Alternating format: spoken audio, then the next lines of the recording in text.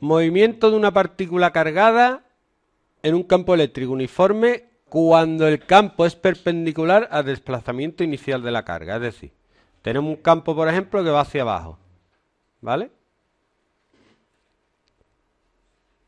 Y tenemos una carga positiva aquí, que va a meterse en el campo.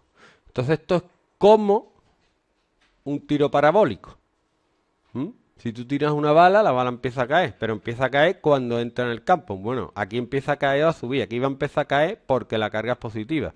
Entonces a partir de aquí va a haber una fuerza eléctrica que va a tirar, cuando entre, va a tirar hacia abajo.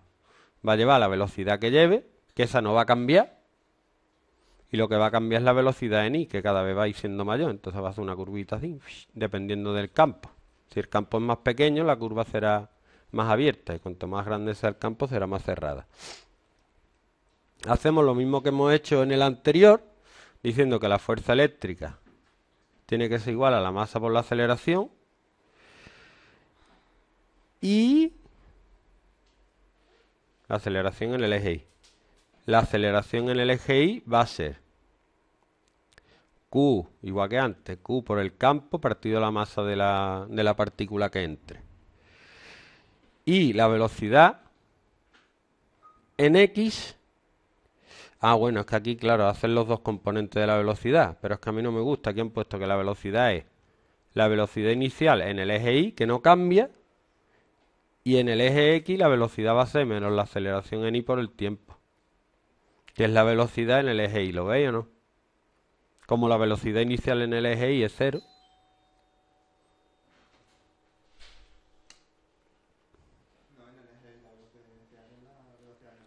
¿Qué?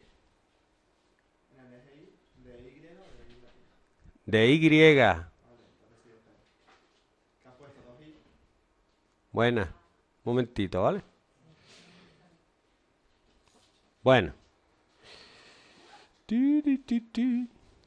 Bueno, dice, una placa horizontal cargada negativamente crea en sus proximidades un campo eléctrico uniforme en estado tal y como se indica en la figura. No mejoró, ¿ves?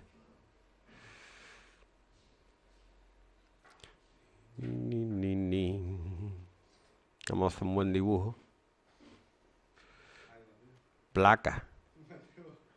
Placa.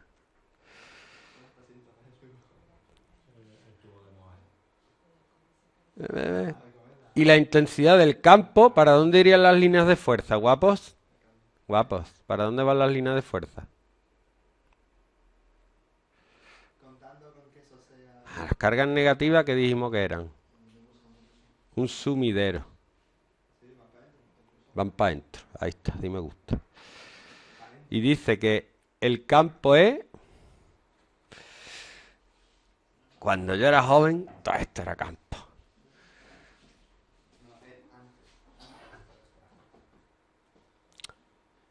Un protón P penetra, ¿se puede decir? Penetra. Sí. Tenéis más de 18. En esta región con velocidad inicial de 10 elevado a 5 metros partido segundo, perpendicular a las líneas de E. Y a una distancia D igual a 0,2 metros de la placa. De forma que lo indicada en la figura, vale. O sea que entra y la distancia que hay de aquí a aquí es 0,2.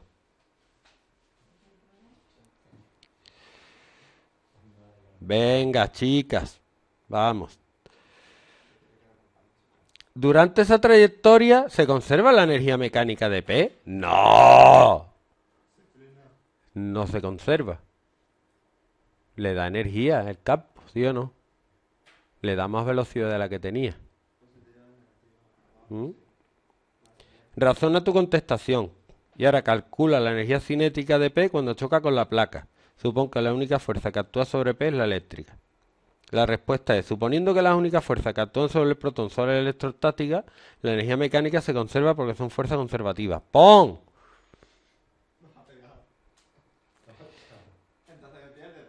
Espera, ¿qué pierde? Pero es que no ha dicho nada de un campo gravitatorio. Perdón, ya está. Ya está. Al estar en el campo, gana energía que se va convirtiendo en energía cinética en el eje Y conforme se va moviendo dentro del campo. Entonces la energía no cambia. ¿Eh? Al llegar, sí. Coge una energía potencial y la va perdiendo conforme cae. Dice, como el campo creado por la placa es uniforme, podemos considerar la diferencia de potencial a una cierta distancia del mismo por medio de la expresión. La diferencia de potencial es la distancia por el campo. El potencial cuando entre en contacto con la placa será cero. ¿Eh? Que el potencial, que el origen de potenciales lo vamos a tomar aquí. Cuando toque esto es cero. Calculamos la energía potencial en el punto de inicio. A ver. Energía potencial en el punto de inicio es Q por V. Que sería Q por la distancia por E. Entonces, inicialmente, ¿qué energía tiene? Tiene energía cinética inicial, que es un medio por la masa, por la velocidad inicial que lleva al entrar, más la energía potencial electrostática, que es la carga del protón por D por E,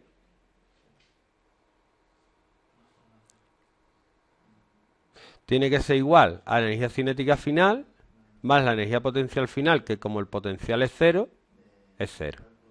Y de aquí puedes despejar la energía cinética final, que es 4,05 por 10 a la menos 17. Sí. De aquí puedo sacar la velocidad, pero me piden la energía cinética. Bien. B. Calcula la distancia L al punto de impacto. ¿Cómo calculo eso? Es un movimiento de caída libre en dos ejes, ¿vale? En el eje X tenemos un movimiento rectilíneo uniforme. Sí. La velocidad inicial es... ¿Me da la velocidad? 10 elevado a 5. Y en el eje Y tiene un movimiento rectilíneo, un movimiento acelerado 2. El espacio inicial o la altura inicial es 0,2.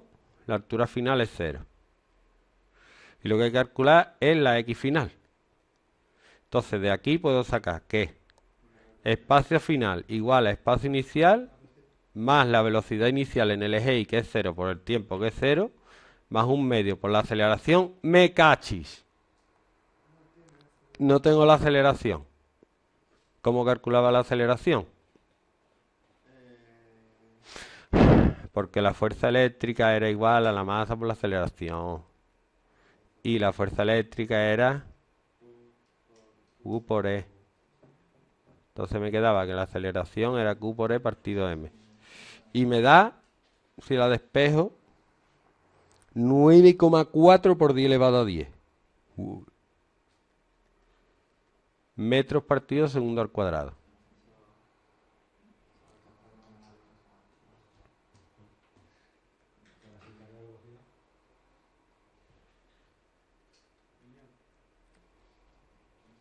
Por T cuadrado. Y si la despejo, aquí se han equivocado en el libro. Se han equivocado. O me he equivocado yo. Pues entonces daría esto negativo y eso no puede ser. Así que voy a suponer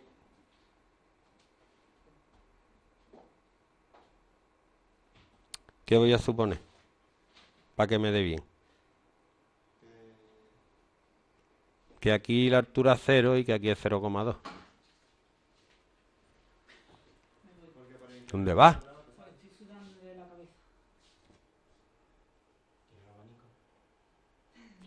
Pon el aire, trae el mando.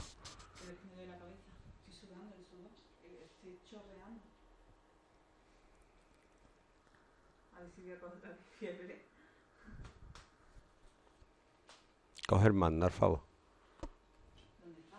Fuera. Y si despejamos de aquí, el tiempo, voy a poner aquí menos 0,2. 0,2 y aquí voy a poner 0 y ya está. Y me da 2 por 10 elevado a menos 6.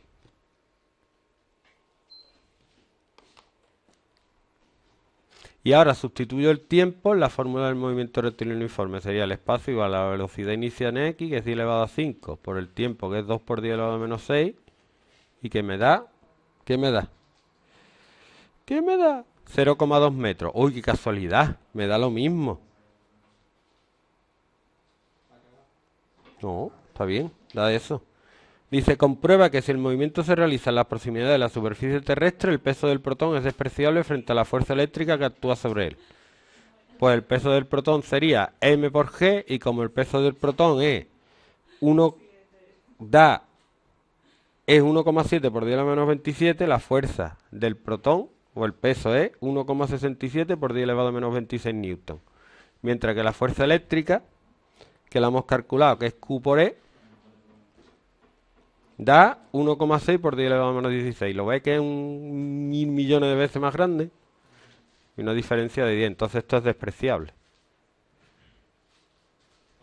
Me gusta la física, pero puedo insultar a la gente sin... ¿Qué?